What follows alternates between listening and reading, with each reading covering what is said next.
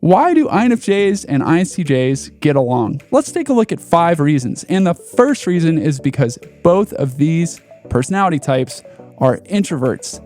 Their number one mindset, their number one cognitive function, their dominant cognitive function is directed inwardly. So they know that they need time alone to recharge, and also that they do their best thinking when they have uninterrupted time to focus. Both ISTJs and INFJs appreciate when they have several hours, 2, 3, 4, even more, to work uninterrupted on a project. I don't know if, as an INFJ, you've ever had that experience where you're so engrossed in a project that you lose track of time and enter that flow state.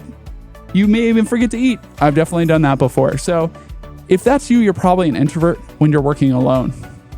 And when you have an extrovert-introvert relationship, by contrast, there can be some conflict. The extrovert needs more time with people, needs more time getting out to recharge, to be energized, whereas the introvert needs to be alone. And certainly there is a spectrum of need, even for introverts and extroverts. Some extroverts are more extroverted, and some introverts are more introverted.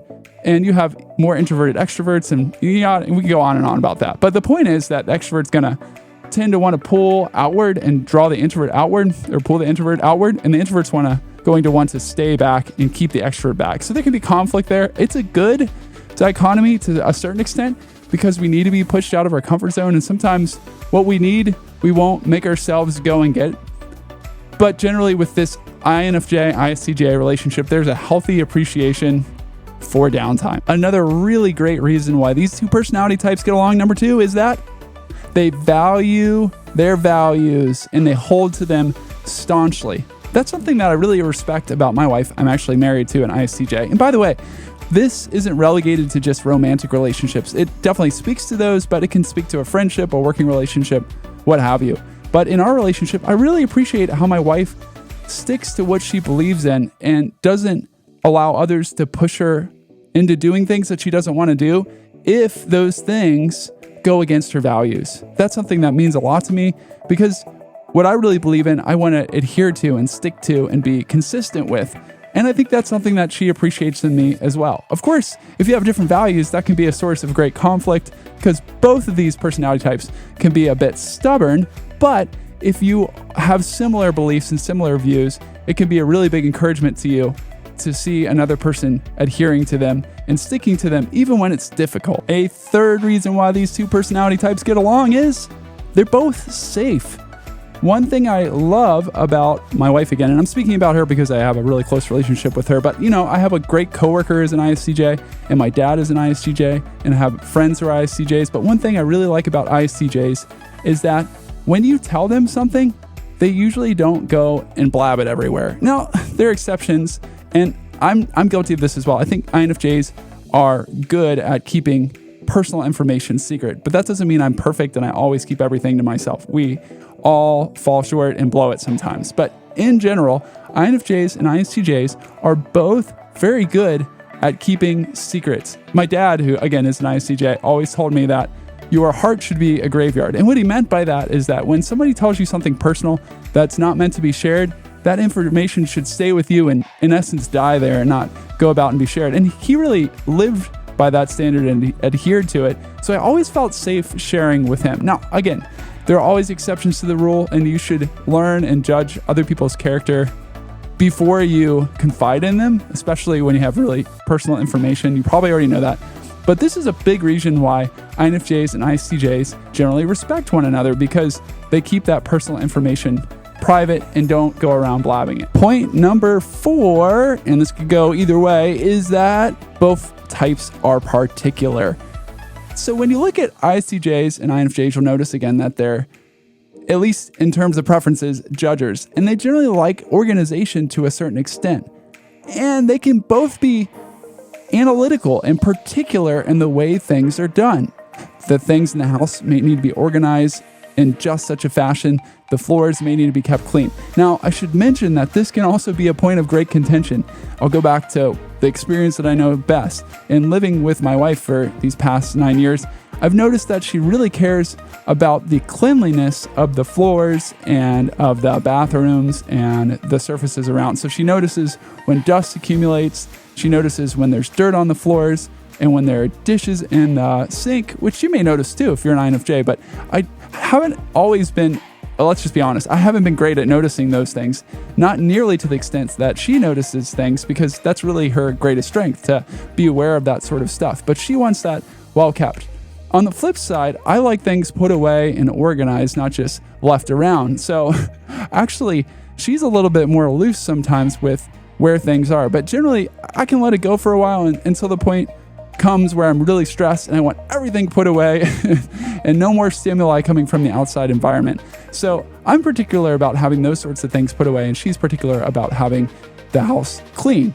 And that's just one example. But there may be particularness, for lack of a better word, about rules being followed. I know that's true for both of us. We get on the same page about, hey, these are the expectations that we agreed to, either in our own home with our children or friends or family or neighbors in the neighborhood, and we expect that we're going to follow through with those rules for the safety and well-being of everybody. So we could be particular about that. Now, that the downside is that, again, we are particular sometimes about different things, which leads to conflict. Like, maybe I don't care quite as much that our floors are clean all the time like she does, and maybe she doesn't care so much about everything being put back away all the time. The other downside of being analytical in particular is that you can come across critical. You may have a tendency to judge other people and do it prematurely before you get enough information. And that can be true of both the INFJ and the ISTJ. So they can get together and have a tendency to be overly judgmental of other people. I'm just speaking from my personal experience here, but I know that is a challenge for the two of us, and I've seen it in other INFJ, ISTJ relationships, or at least the ones that I've experienced. And reason number 5 these two types get along so well is because they're complementary.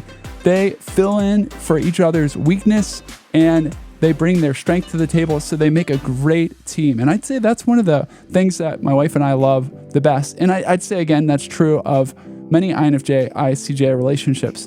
The INFJ is going to be super compassionate, diplomatic, creative, hardworking, and insightful when it comes to people. And the ISTJ is going to appreciate those things because he or she may not have those strengths or abilities. Actually, my wife said the other day, "I'm so tired. I'm sick of being compassionate and creative." And it was pretty funny, to be honest. But the things I really appreciate about an ISTJ are the candor that that person brings.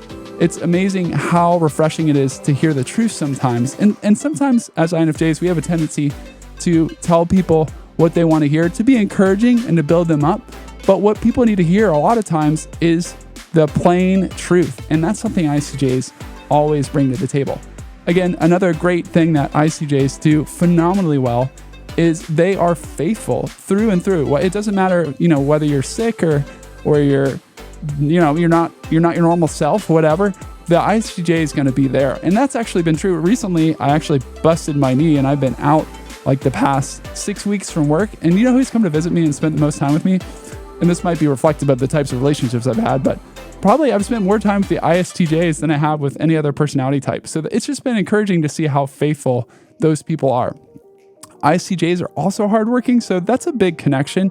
INFJs and ISTJs both like to work hard. And then the last thing I'll mention is that the ISTJs have a wonderful eye for detail. So when the INFJs are creative and compassionate and get that big picture, the ISTJs are going to nitpick at all those little details that need to be taken care of, which really do need to be taken care of. It can be irritating at times, but it's really helpful because they're going to critique and make things even better. And as an INFJ, you probably have an appreciation for doing things really, really well.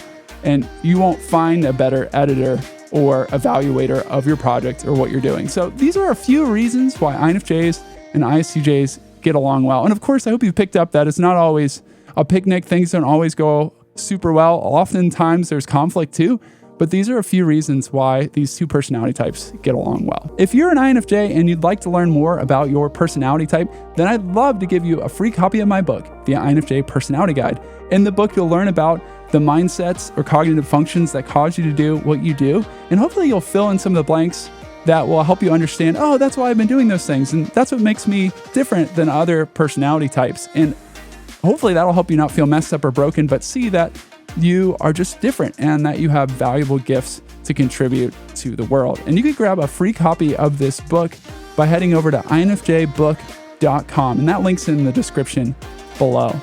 Thanks so much for watching the video. If you found it helpful, I'd love it if you'd give it a thumbs up or subscribe if you haven't for more content like this. And I'm looking forward to seeing you on the next video.